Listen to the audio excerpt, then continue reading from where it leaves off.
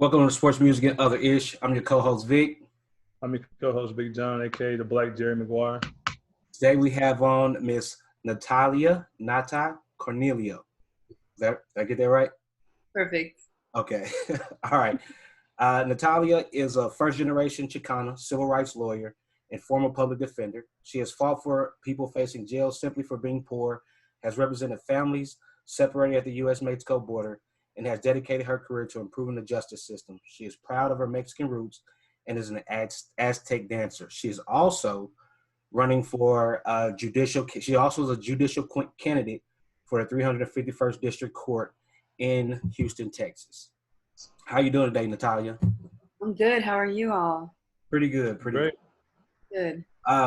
We wanted to have you on because with our current climate, and there's a lot about police reform that's going on, and there's a lot of things being thrown out. We have abolishing police departments. We have defunding police departments. And while to me it sounds great, I think a lot of people they're caught up in the moment, but I don't think we understand what that means. Can you kind of explain what defunding a police department means? Well, we're getting right to it.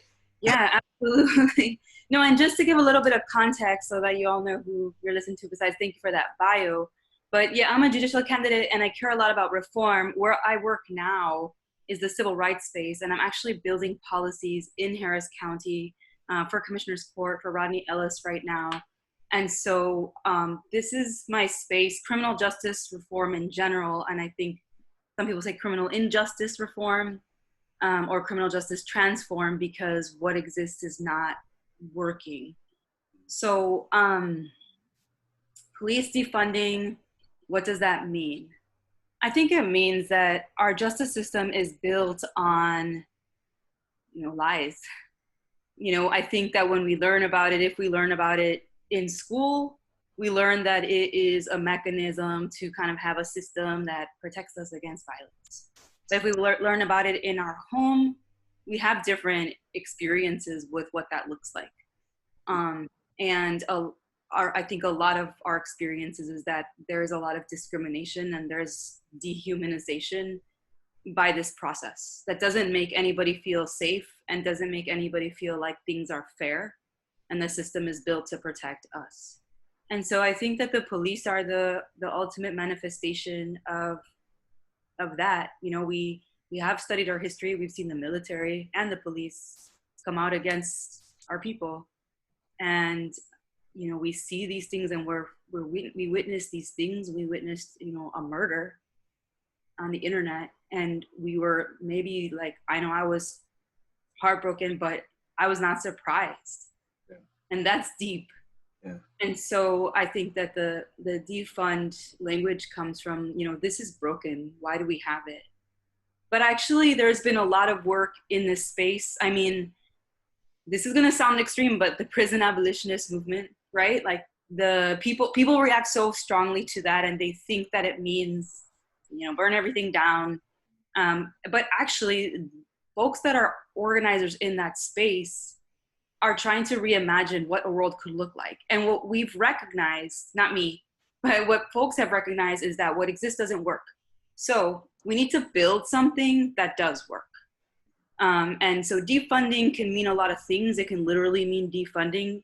But I think people that are working on it and care about the community or care about policies and politics, we're like, okay, what instead?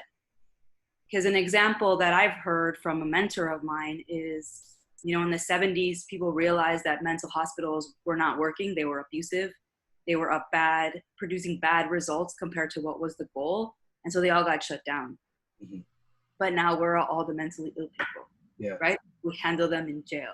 We didn't provide the community with the support that we needed to be able to take care of people when initially they were being taken out of our hands, and then they were just given back.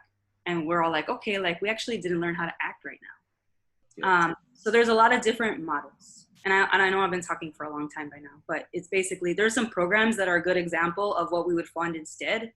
If we're trying to treat drug addiction with jail, how about a meaningful long-term drug program? And it's not like a 6-week program.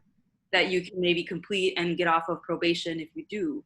Because addiction, for any of us who have any experience with that, it's a lifeline thing. I mean, any specialist will tell you you have to go to rehab 7 times before you're healed. And that first time that you go, you've usually had a lot of really low moments to finally get to that. My dad is in his 60s and he finally went to rehab, and he's been drinking since he was like 6. Yeah. So, you know, it's just, it's about what we build in our community, how we make ourselves and our people able to take care of the problems that are currently being handled, you know, in the way that they are by the justice system. And how do we stop having our law enforcement and our government be so mean and incompassionate to our people? Like, it's like a war against us, and that's not okay. And see, what I felt like was when I heard defunding, one of the things that I worried about was, okay, so if we defund and we pull funds out, which means that's paying for less training that they probably would need, and then you have the issue of being able to pay officers. So if I'm a good officer and my department was defunded, I may just leave and go to another department that has the funding to pay my salary, which then it kind of leaves some of your, I don't want to say, I guess your lower qualified officers or whatever, are your bad officers. You may leave them in that department where they can't move either for, you know, marks on their record or whatever. And it just feels like if we just defund, we're not fixing the problem. I just, you know, my worry is that, you know, the training is what they need. Like you said, I mean, I don't know if we need to do, I feel like de-escalation training needs to be like mandatory, like more often than probably what it is. But that was my issue with defunding. I wasn't really sure if they were just saying take the money out, but didn't have any other, you know, solutions. Yeah, that's a great question. And I think that there's really 2 things. And I think that they can happen simultaneously if we really wanted them to, right? One is people do realize, like, we do spend a lot of our money, our tax dollars that go to these systems of justice. At the end of the day, they're not that efficient. Like, I bet you we could reduce some inefficiencies. And so the issue is, how do we move some of that money that's kind of being wasted to build stuff outside of those systems? You know, like, what would it be like to have a mediation or community circle that could intervene before somebody gets arrested? What would it mean for us to be able to take care of ourselves like that on a massive scale? And how do we invest in those infrastructures so we stop relying on our law enforcement less, and then, like, less money is okay? And then there's absolutely, while we still have law enforcement, there has to be ways to check for inefficiencies, and also continue to improve them, for better use of our money. So I've actually been studying all week, you know, oversight models. And the kind of one y'all might have heard of is what happens to discipline police administratively. Who decides when they get fired, if they get fired? Who releases the tapes? Do they release the tapes? When do they release the tapes? Is there a fight?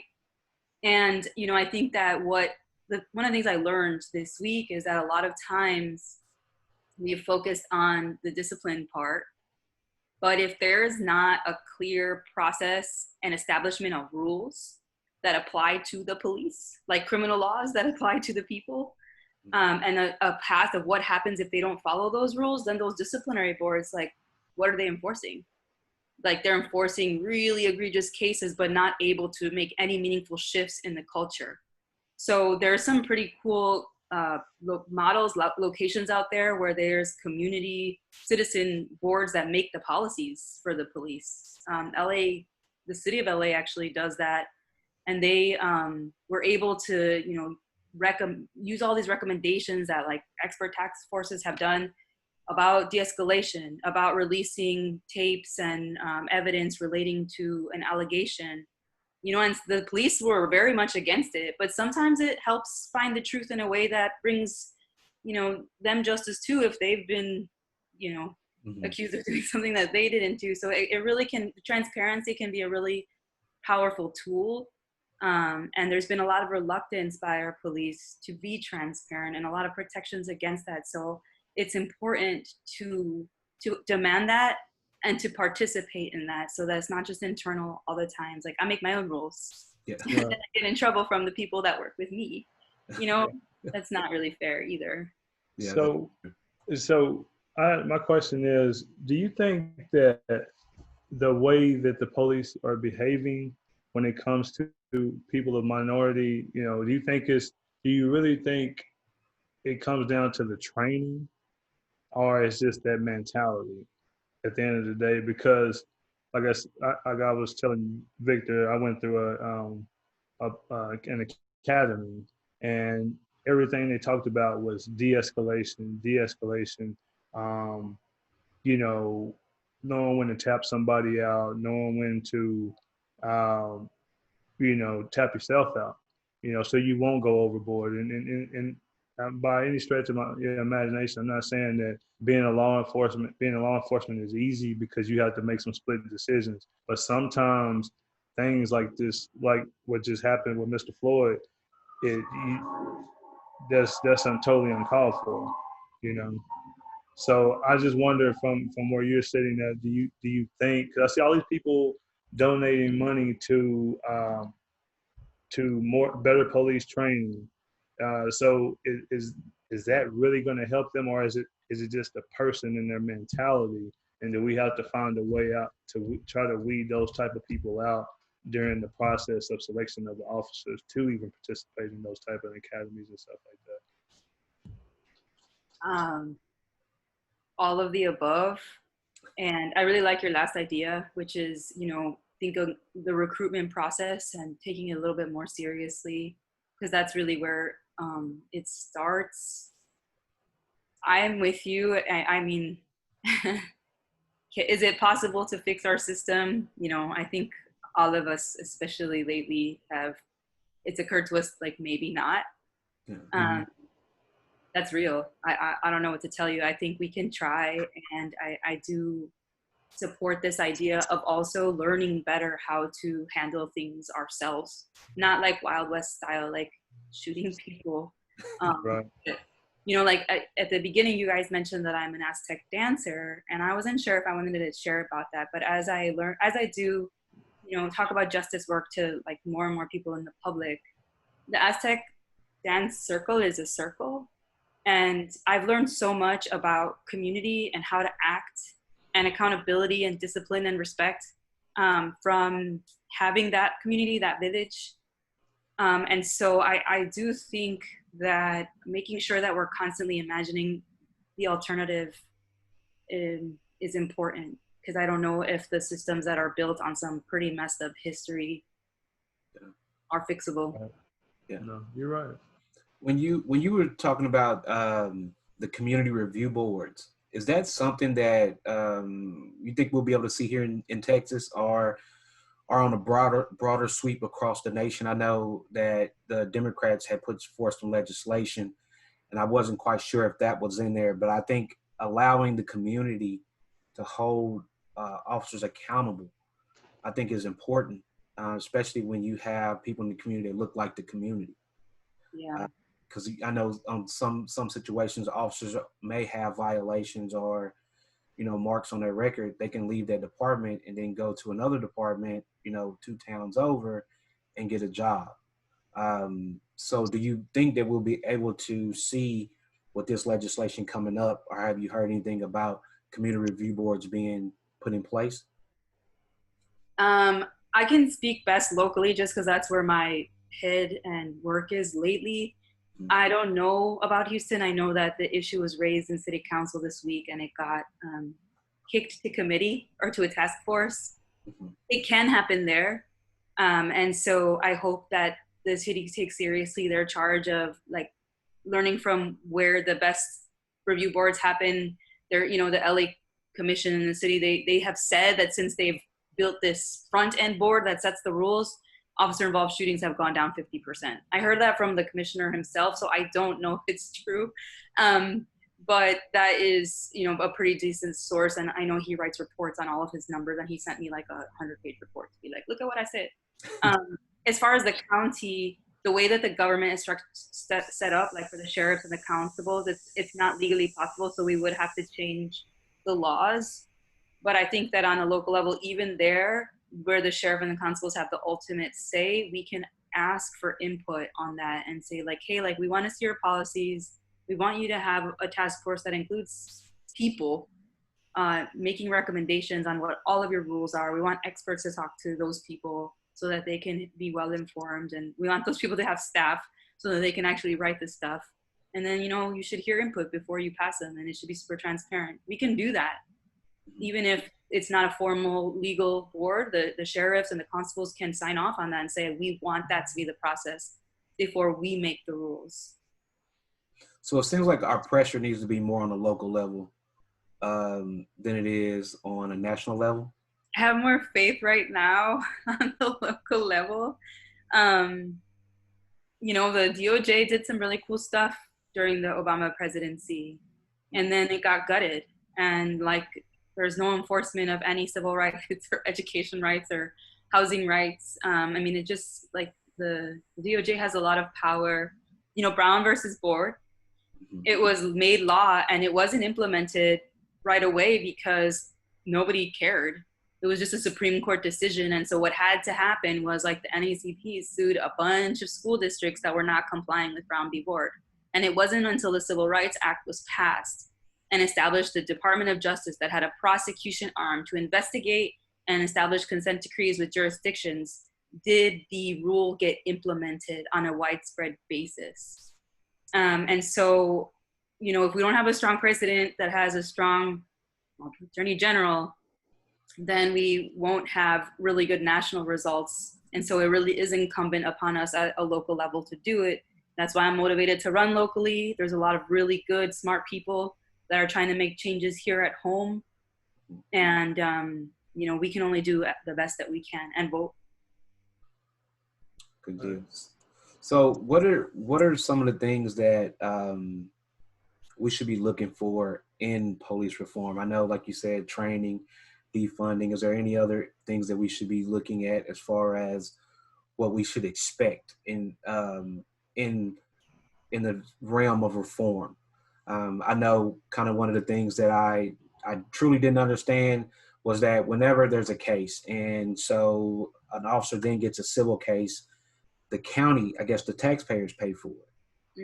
Is there any reform that you've seen within your county or discussed within your county that they're talking about taking that from a pension fund, making officers be accountable for that? Or is it still the same thing as far as taxpayers being accountable for it? That's a good question. I know that, we have some good candidates for county attorney. I'm not allowed to endorse anybody as a judicial candidate. But, there's some leadership in that space as far as what kind of representation, what position we take on behalf of officers that are getting sued. But, by the time someone gets sued, it's really bad. I've done the litigation and I'm like, ooh, this is I hope that I can get a little bit farther upstream than this. You mentioned de-escalation. It's one example of use of force policies. There's lots of recommendations for rules that need to apply to officers on what force to use when it's permissible, how to report it, what the standard and expectation is, prohibited certain types of force, you can't shoot at a car that's driving away. Stuff like that makes a big difference. No chokeholds.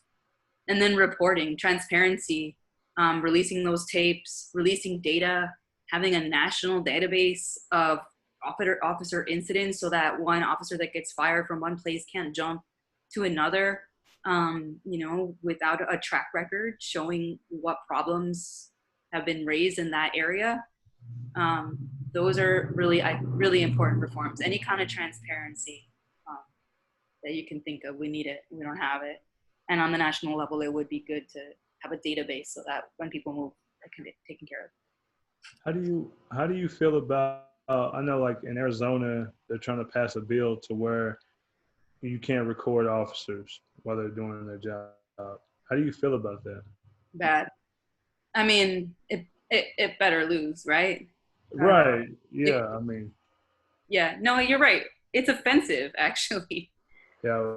When I read it, I was like, wow, you're gonna go so far to try to cover things up that you don't want to be recorded. They're not interfering with your job. Yeah. We haven't. I'm so sorry. Go ahead. No, go ahead. I'm sorry. No, we haven't talked about the response nationwide to the protests, right? On one level, media is ooh, 16 days of protest, of nonstop protest, but there's been some messed up responses by officers, and it just shows who has the control. And the effort to stop recording is another example. South Dakota, I just read, is trying to pass a law. The big no pipeline protest happened there, and now they're like, riot supporting is a crime.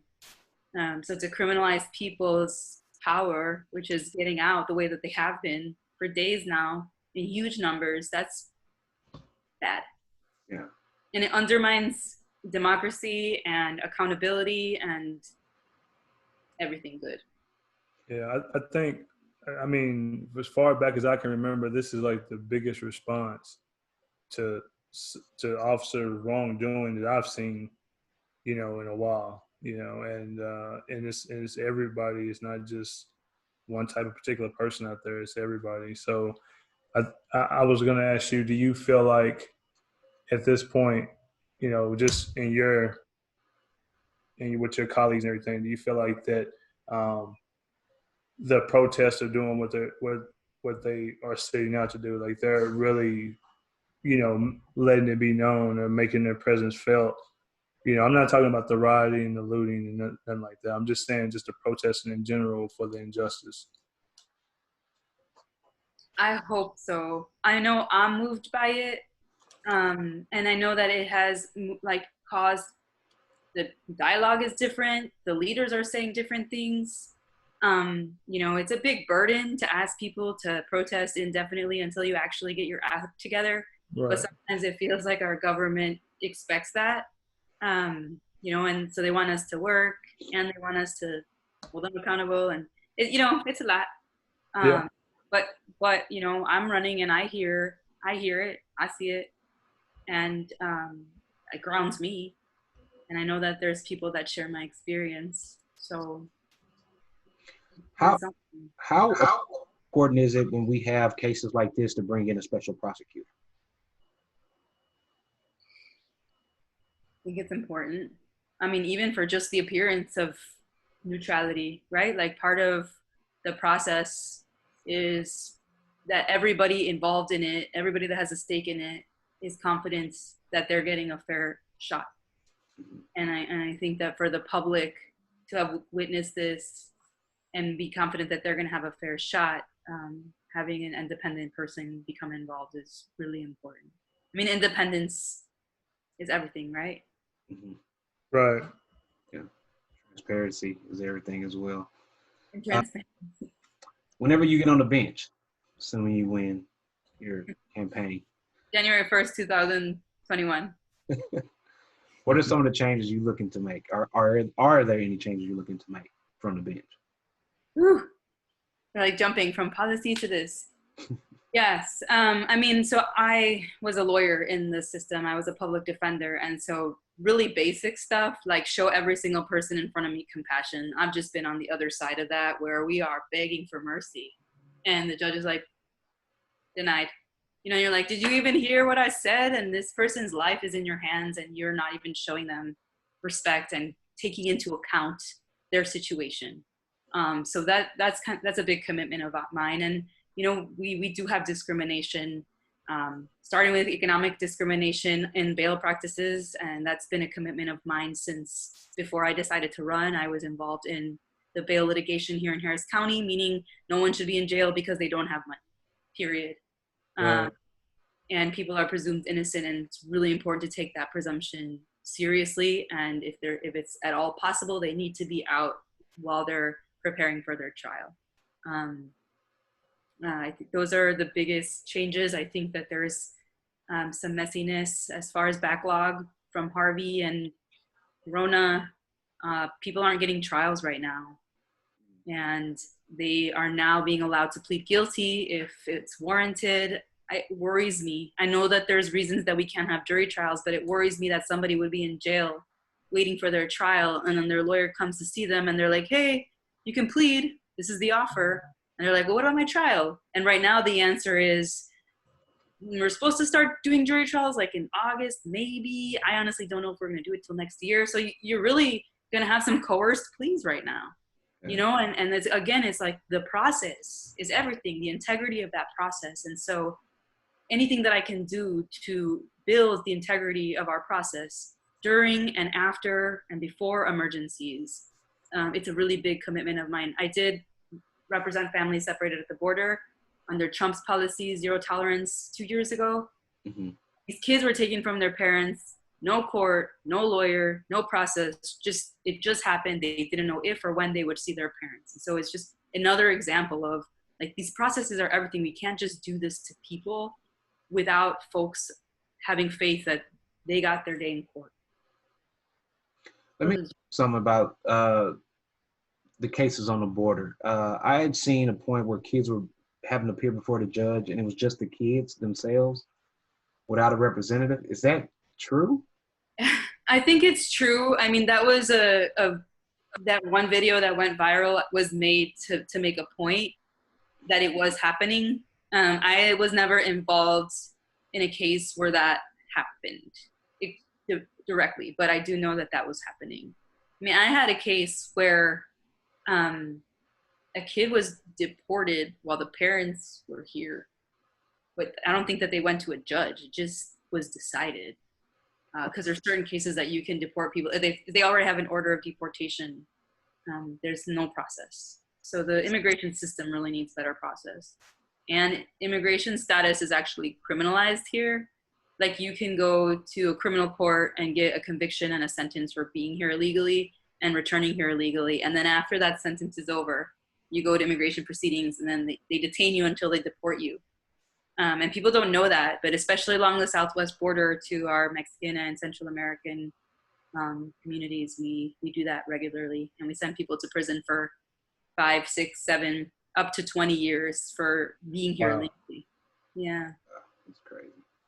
So I haven't seen, of course, we haven't seen the as far as the kids being detained on the border lately. It hasn't been in the news. Are we still battling that issue? Yes.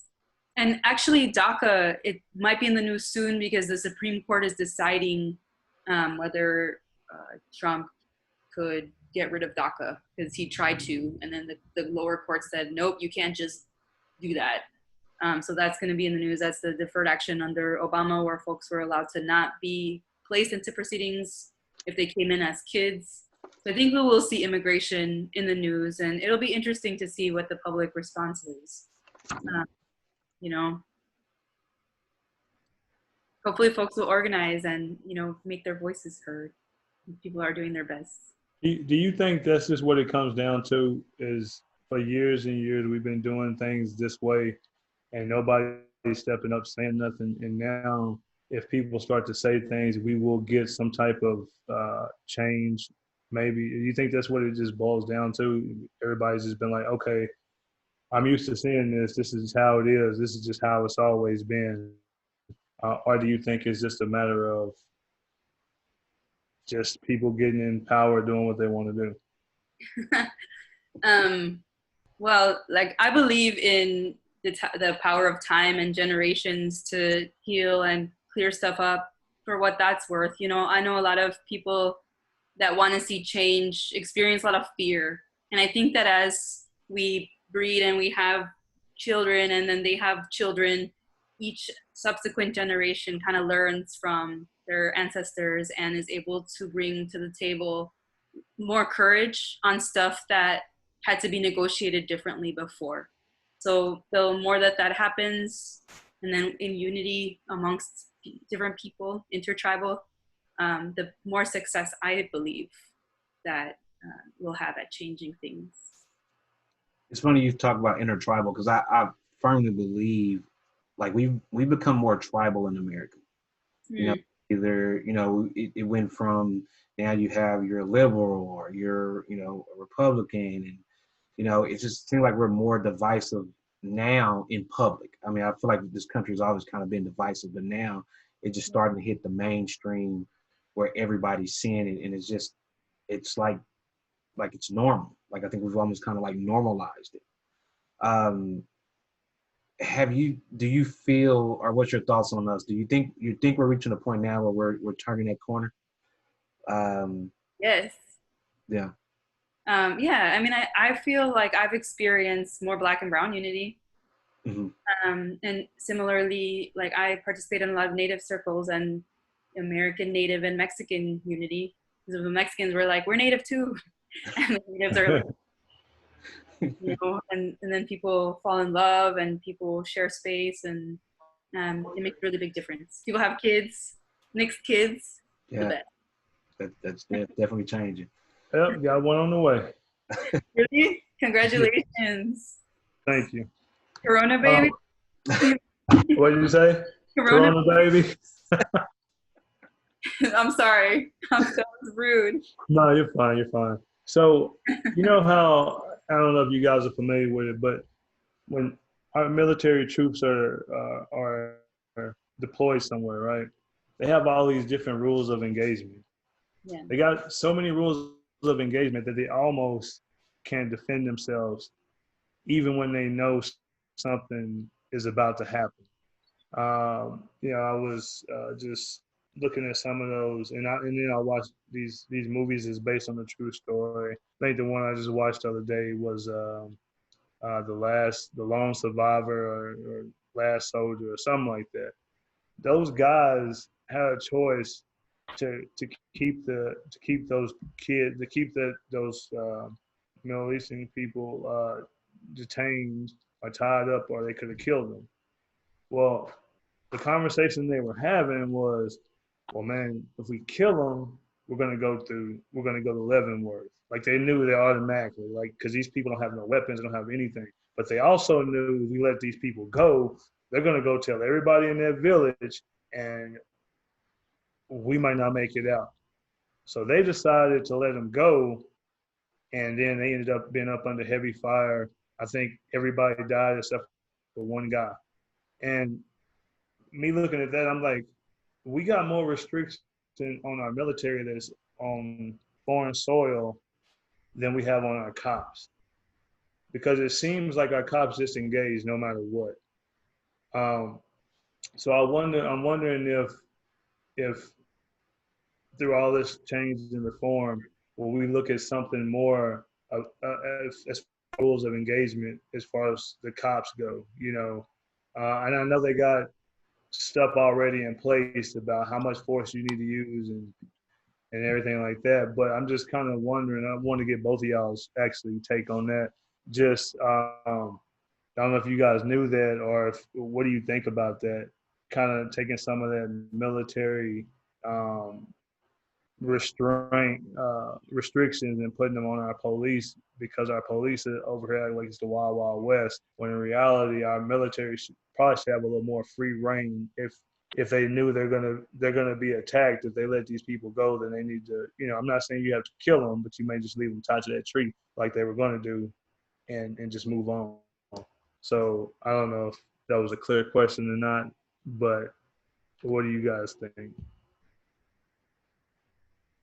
Yeah, I mean, so my screen froze for a little bit in the middle of your question, but I think I caught it as far as talking about the rules of engagement for military and whether we should apply it to the police. And I think the philosophy will be different. But yeah, I mean, clear rules that are transparent and that include the input of the people that the police are supposed to serve makes sense. And we need that from our police. It will be better for everybody, including the police, and they know what's expected of them. And then if something's not working out, it could be revisited with the people and they could be changed. But, there has to be clarity in that process and the rules have to be clear. Yeah. I was listening to a guy and he was discussing like when they were over, um, and I believe it was Afghanistan, and they were told that we need to take on a little bit more risk. I mean, we're going to take on a little bit more risk, but what we want to show is that we're here for the people. And so he was just saying how, like how you were saying, John, like they have so many restrictions when it comes to using deadly force. And when they come home, it's not like that with officers. They have a wide range of discretion that they can use, but it's not like that in the military. And I never knew that. And in listening to that, it just makes me realize like we have to do something to where if our military that and they know they're going into these war zones and they know they're going into these situations and they know that they may not make it home, then certainly we can put that those same restrictions here in America on our officers. Now, once again, I know that it's split decision. I know that officers want to come home. I know that it's a dangerous job, and I know that the majority of our officers aren't bad apples. But at the same time, I feel like if we use people that if you live in your community, if you police and live in your community, it's different than if I live outside of that community. Because when I come home or when I police, I may know, to an outside person, Michael may look like a threat. But me living in my community, I know Michael's just a bullshitter. Michael's friendly. He's loved. Everyone loves him. If you just go talk to him, then Michael will stop doing whatever he's doing, where I won't have to intervene and use where it escalates to become a use of force. So I think one of those things is that we got to have our officers live in the community. I know here in Texas, especially in this area, a lot of our officers do live in the community. So it's different from community to community. So when you talk about, communities that are majority black of black people, they may not have that same thing that we may have in this area. So I know it's different. So I don't want people to think we're just putting a broad net over everything. We know it's going to be different in different areas, but I think that where some of these situations are having more community policing. I had a conversation with an officer yesterday, and he was telling me when he was growing up, it was more community policing. Like they were in the community talking to people, and he said he hasn't seen that. He's 3 years from retiring, and he said he doesn't see that anymore, where it's more community policing. He also said that he felt like that we've made during the training of our officers, they made it seem that they need safety so much that it's more of, they're more nervous when they go out because they want to make sure they're being safe so they can make it back home. And that lapse of, judgment, knowing that it's either me or him, may force you to do something that it wasn't necessary. It wasn't necessary. The moment didn't call for that use of force. Did you first have a sense of like why that change happened or how to change it back? No, his thoughts were, he said it comes from the training. He said that our training aspect must have changed at some point. And so now it's more of us being more of a force going out, and they're given so much power that sometimes for some of these officers, it goes to their head and they take this power. And he was telling me that, sometimes, he's not saying that it doesn't happen in some cases. He said, but a lot of the times where we may see something as it being a race issue, it's just more of a power issue. And it may be that person thinking he has that certain amount of power that he, overexert that power onto a person, and it ends up escalating to a bigger situation. But his overall thing is that he feels like the training needs to be changed. Like we need to move back and kind of go back to some of the old ways of training. And I think it kind of changed when we, militarized our police departments. You put them in a situation where they have all this armor and all this gear on, it becomes more of a force than it does a community policing. Yeah, and going through those type of trainings, man. I mean, I sent you our video. Did I all the stuff that I went through, the defensive tactics, everything, the weapon training and everything. I mean, you feel like you're invincible when you come out of there. But then it goes back to your mindset. I always when working in the probation field, I always hated to work with officers who had a police officer, law enforcement, police mindset, because you can't do probation with a police mindset, and you probably can't be a good cop with a total probation mindset. But one thing I will say is that I talked to a guy that was, I think he was in Michigan. He's an officer in Michigan. He worked there, retired from the Department of Michigan. And he was telling me that, it works both ways with the type of, with your training. Because you have an officer, one day he goes out and he pulls his weapon because he's to protect himself, right? And, nobody dies, nothing happens, situation's handled. He gets back, they review the tape, they review everything, and then they reprimand him because they said he didn't need to pull the drawer's weapon. Then he said, actually, he showed me a video of this same officer in a situation where a guy was totally hostile, but totally hostile and coming at him and pulled a gun on him and shot him and killed him. And basically, he was saying that officer probably was gunshot to pull his gun to protect himself because of the reprimand he had received from the department based on what he did last time. So he was saying, because we talked about this whole area, and I know this Mr. Floyd situation is totally different, but we talked about as far as people drawing their weapons and stuff like that. He was like, man, it's never right to just kill innocent people. He said, but another thing is it goes both ways because some officers lose their life too because of the simple reason they've been reprimanded for pulling their gun possibly too early. You know what I mean? And then when it's time they really should be pulling it, they're not pulling it and they're getting shot and they're down or getting injured or something like that. And I thought that was very interesting because I never looked at it from that perspective. And like me and you talked, Vic, you went through through some training, field probation training, where you had to go into a house and make decisions as well as I have, and that's hard. I shot a bunch of innocent people when I went up in that house. Like seriously, like the dummies. I shot everybody. Hey man, I don't know. So we do want the reform, and we want it done the right way, and try to protect both sides as much as possible. It has to be a balance. It can't be all one side and all the other side. It has to be a balance, and I'm all for that. I just don't know. I don't know how we do that. Honestly, I really don't. From a system that's been the same way for so long, and you got the same types of people at the top of these systems, and then you got the people getting in, trying to use their influence to make change, like you're gonna do. But then along the way, there may be somebody that tries to shut that completely down because they don't want anything new. They want things to remain the way they always been. Real. Yeah. People do not like change.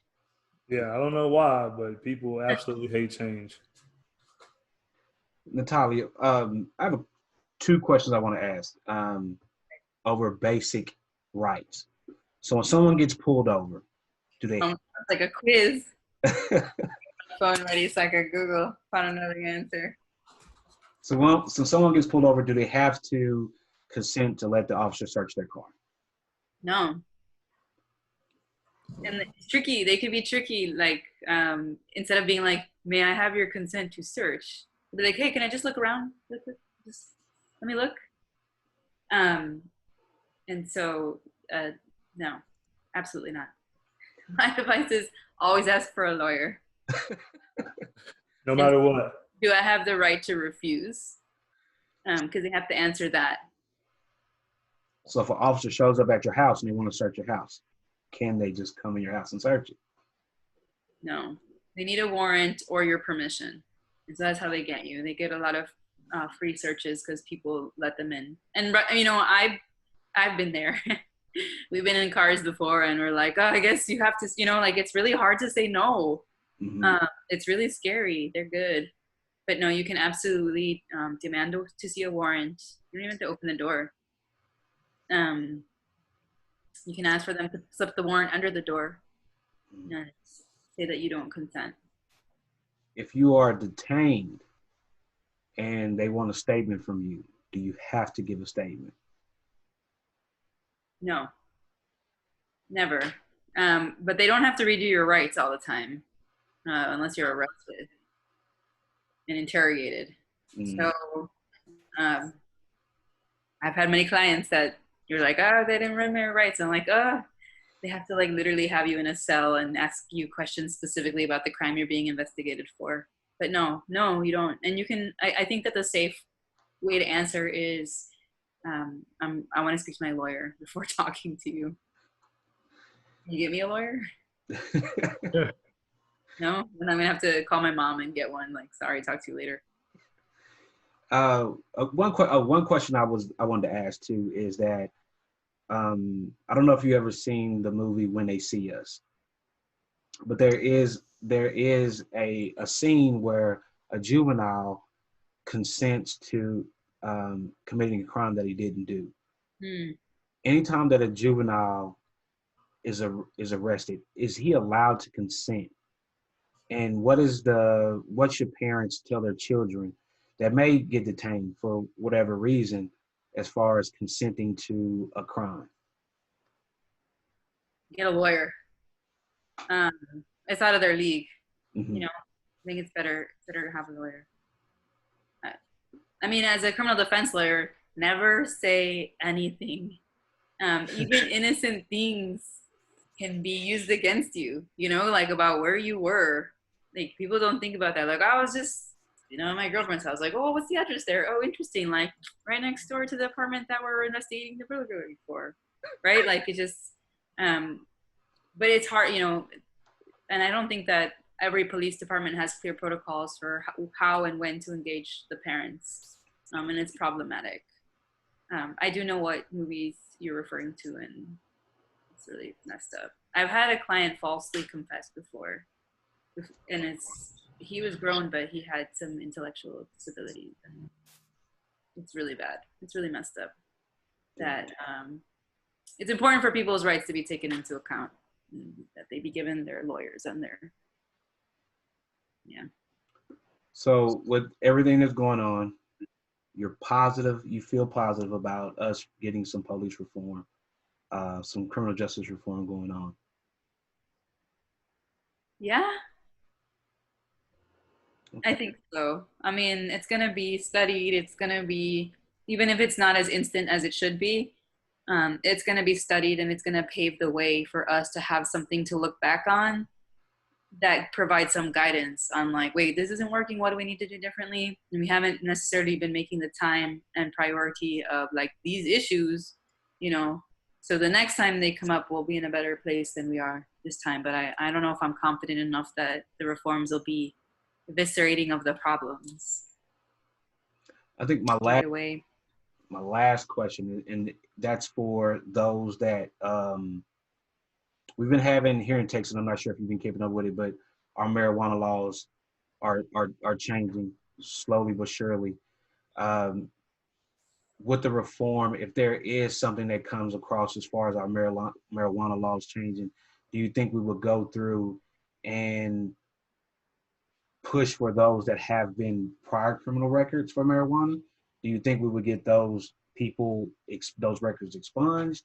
Have you heard anything about that? I know in Houston, y'all have y'all's changed y'all's laws as far as arresting marijuana defenders, correct? Sort of. Um, and I missed part of your question because my screen froze again. Are you not in Houston? Wait, where So I'm in San Marcos. John is in Arizona. Las Vegas. Vegas, my bad. are you? Okay, very good. I understand now. There's a bunch of laws in Texas that were proposed actually by Republicans recently to try to decriminalize or legalize marijuana. And those are two different things, right? One is that you can't get in trouble for it, and the other is that it's actually permissible. Mm-hmm. Or you can only get a fine for it or something. And so none of those passed, but it was not sure if they weren't going to pass because a lot of Republicans and conservatives were behind those reforms. And yeah, in Houston, in Harris County, the DA has a diversion program where if you get caught with marijuana, you get a ticket. And then you have to, originally she was still booking people, which is problematic, but you do have to complete a course to be able to not get prosecuted for it. It's like a deferred type of thing. And if you don't complete it, then you have to, then it's not resolved. So that it's definitely not perfect. And it seems like a low hanging fruit to just legalize marijuana already. Right? Why aren't we there yet? I mean, as a judge, I will uphold the laws. I will be sworn to do so, but like, why aren't we there yet? Come on.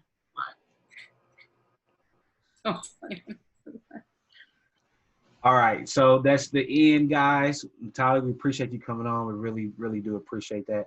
You want to let all of our Houston viewers know when to vote, and your platform. Can I ask you a question first? Yes, ma'am. What music should I be listening to right now to like relax and feel a little bit less bummed out? What's in music? What music? Oh, that's a great question. That's a great question. What kind are you looking for? Hip hop? You looking for R&B? What are you looking for? Women. Women. Oh, okay. So what I would tell you to do is I would say Erykah Badu. I'm gonna take you back. I'm gonna go Erykah Badu. Um, any one of our albums actually. You have Jill Scott. I was about to say Jill Scott. Their verses. Huh? Their DJ battle. Oh, the verses. Did you see that?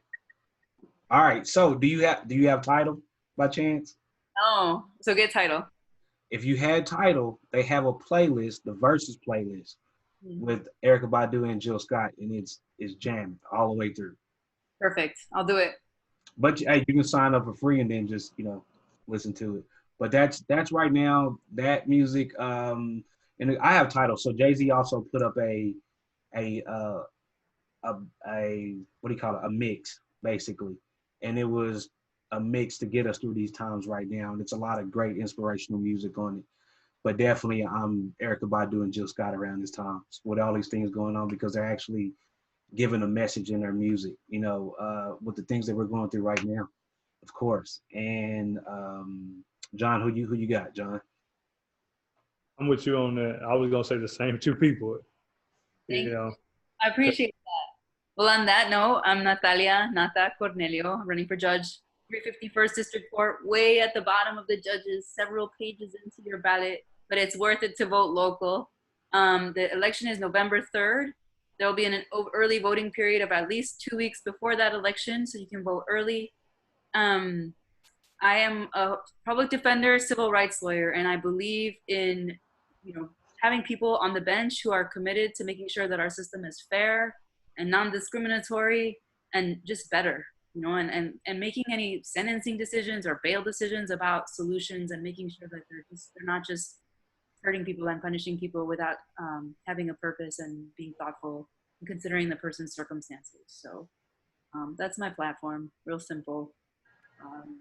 Have our leadership represent our people and care about them. So that's what I'm about. And I'm really honored to have been on your show. Natalia, Nata Cornelio, November 3rd. You're supposed to say your name 3 times or else people don't remember it. So Natalia, Nata Cornelio. No Chicanas or Latinas on the bench right now on the criminal side. We should change that in Harris County, almost 50% Latin. Yeah. Well, we'd like to thank you for coming on again. Good luck. See you. Appreciate you guys. Thank you. All right. Thank you. Thank you so much.